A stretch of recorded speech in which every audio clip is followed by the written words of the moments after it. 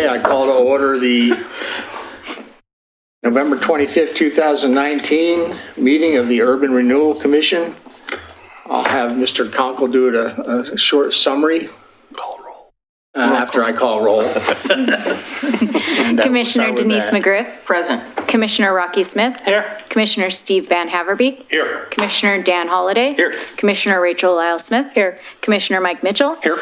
And Chair Frank O'Donnell. Here. So now I'll have City Manager Conkle do a brief introduction on item 19-667, the Cove LLC, status of amendment number 1 to the Cove Disposition and Development Agreement. Mr. Conkle. Thank you, Chair O'Donnell. Evening, Commissioners. As a little bit of background, the Urban Renewal Commissioner entered into a disposition and development agreement with the Cove LLC on November 26th of 2018. As part of that development agreement, Cove LLC was to complete 11 preconditions within 270 days of approval of the DDA. The 270 days would have been August 23rd, 2019. During that time, the developer met 7 of the 11 preconditions, then requested an amendment to the DDA to extend the precondition completion date. The Urban Renewal Commission approved amendment number 1 to the Cove DDA on October 2nd, 2019, extending the precondition completion date until May 20th of 2020. At no time in 2018 did Mr. Mooney, a 60% Cove LLC ownership interest, disclose that there was a serious dispute with Mr. Darrow, who had a 40% ownership of the Cove LLC, and that Mr. Darrow had sued Mr. Mooney. On August 1st, 2019, Mr. Darrow obtained a substantial judgment against Mr. Mooney with a supplemental judgment for a substantial additional amount on September 12th of 2019. Mr. Mooney failed to inform the representatives of the Commission about these facts. Mr. Mooney failed to satisfy the judgments, and a writ of execution was filed on August 6, 2019 to foreclose Mr. Mooney's member interest in the Cove LLC. The foreclosure sale occurred on October 9th, 2019, and Mr. Darrow was a successful bidder and now claims ownership of Mr. Mooney's former 60% member interest in the Cove LLC. During the time the Urban Renewal Commission was negotiating amendment number 1 to the Cove Disposition and Development Agreement, the fact that Mr. Darrow had prevailed in a lawsuit of writ of execution on Mr. Moody's membership interest in the Cove LLC was issued, and that Mr. Mooney had lost his member interest in the Cove was never disclosed. The Urban Renewal Commission would never have approved the amendment if it had known that Mr. Mooney had concealed all information about the litigation and the fact that he no longer had an owner interest in the Cove LLC. By concealing these facts, Mr. Mooney induced the Urban Renewal Commission to approve the amendment dated October 2nd, 2019. The URC knew none of these facts for months and did not learn of these facts until October 18th of 2019. The amendment was secured by fraud, and under Oregon law, a party induced to enter into a contract by fraud has the right to disaffirm that contract. So tonight, we're here to answer any questions, have a discussion about how the Urban Renewal Commission would like to move forward as it relates to the potential fraud that was perpetrated in that was not disclosed prior to approving amendment number 1, adding the additional time for the DDA. Thank you for that summation, Mr. Conkle. I'm going to accept public comment up to 3 minutes. I see we have a Mr. Ed Darrow that would like to speak. If you'd come forward to the mic, identify yourself and limit your input to 3 minutes, please. Name is Ed Darrow. I live in Wilsonville, 30424 Southwest Ruth Street, and I'm here to just answer any questions you might have and to give you a little bit of background on what was happening with Mooney. The expectation was that Mooney would come into the project as the financial partner. Our LLC agreement supported that. I had already made contributions of $2.8 million over the years, and it was his obligation to continue supporting all of the capital requirements and also to pay me a fee of $15,000 a month to help with the design work, which is what I have done in the past. He actually forced me out of the LLC agreement by saying, I'm not going to pay anymore unless you resign as a co-manager. I agreed to resign as a co-manager as long as I was still in the project. Then ultimately I found out he was not paying the consultants. He was not doing what he was supposed to. Any number of times I had told him right up front that I need you to actually bring your financial statement, present it to Steve Janik, as we had done in the past, show that you have the capacity to support this project. He kept saying that he would do it, that he would do it, that he would do it. And he was paying the bills for a while, but then he just totally stopped and basically disappeared.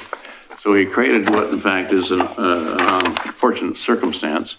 But I have gone to work with Steve Deacon, who I brought to the table initially with 4 other general contractors to look at him being a general contractor on the project. So he has consistently been along. I have signed a letter of intent with Steve Deacon. Ultimately, I have signed a purchase and sale agreement, which he is supposed to sign before Thanksgiving. So the idea of how to move the project forward, I'm going to work and help him for 6 to 9 months. He will ultimately be the developer, builder of the project. And I don't know if you know his background, but he's very competent, very capable. I have a good relationship with him. And ultimately, he will be the person that will, in fact, drive the ship and, in fact, move this project forward. That, hopefully, that document will be signed, which, as of yesterday, was supposed to be signed before Thanksgiving. So we'll have a new player involved that has the capital commitment, has the ability to build the project, which is a major issue here. And that's kind of the general summary of the background. I'm open for questions. Is there any questions from this commission? No. Okay, none. Thank you, Mr. Darrow. Indeed, thank you. So I'll open it up for discussion, comment, or motion. Anyone on the commission? I'll recognize Mayor Dan Holliday. So I think it's pretty clear that as we've been going on this last 10 years, that the performance has not been stellar. And given the facts that are before us today, it doesn't make sense for us to move forward with this group of people. It's been pretty clear for a while that the Urban Renewal Commission had limited, if any, confidence that Mr. Darrow could perform his functions. So I don't see how we can move forward with this agreement, with this project. I want to be clear that part of the DEA was that if it was terminated, that the Urban Renewal Commission owns all of the work product from previous iterations of this thing. So that includes architectural drawings, any kind of work product that can come back to us. And we've paid handsomely for that, I think. So, beyond that, I'm not sure that there's anything else to say. So I would make the motion that we terminate the amendment to the DEA effective immediately and instruct Mr. Conkle to send the 20-day termination letter. Second. I have a request to speak from Commissioner Denise. That was my request. So you're withdrawing a request to speak? No, that was my request. I seconded the motion. Okay. So, All right, we have a motion on the floor with a second. Would it be worth taking one motion to make a decision concerning the termination of the amendment? And then once that decision, once that vote happens, we could come back real quick and I can read from the DDA. Yeah, that's fine. Yes, let's do them in 2 separate Yeah, motions. I was So let's planning vote on on this that. motion as Yeah, I'm fine. as presented, and then we'll come back and ask for a second motion. Okay, but I think this motion has both Yeah, that's actions in joint. it. We have to do, we gotta do it again. What's the second action? You mentioned both. You mentioned the 20-day in there also. So do both. I apologize. Let me withdraw that part and we'll take it in the second motion. yeah, I'm fine. Okay. Okay. Any more discussion? We're good? Nope, we're ready Okay. for a vote. Call a vote. So Commissioner Mitchell, Aye. Commissioner McGriff, Aye. Commissioner Smith, Aye. Commissioner Van Haverbeek, Aye. Commissioner Holliday, Aye. Commissioner Lyle Smith, and Chair O'Donnell. Aye. Now, do we have a second motion in regards to? I'll make the motion that we send, that we instruct Mr. Conkle to send the 20-day notice of termination letter. Second. We have a motion and second. Further discussion? Call for the vote. Commissioner Mitchell, Aye. Commissioner McGriff, Aye. Commissioner Smith, Aye. Commissioner Van Haverbeek, Aye. Commissioner Holiday, Aye. Commissioner Lyle Smith, Chair O'Donnell. Aye.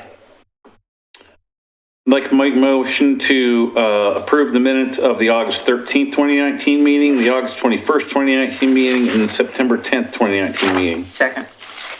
We have a motion and a second.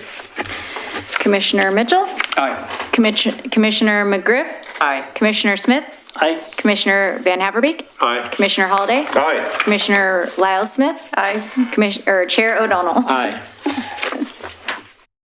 That would appear to conclude our business this evening. Is there anything further?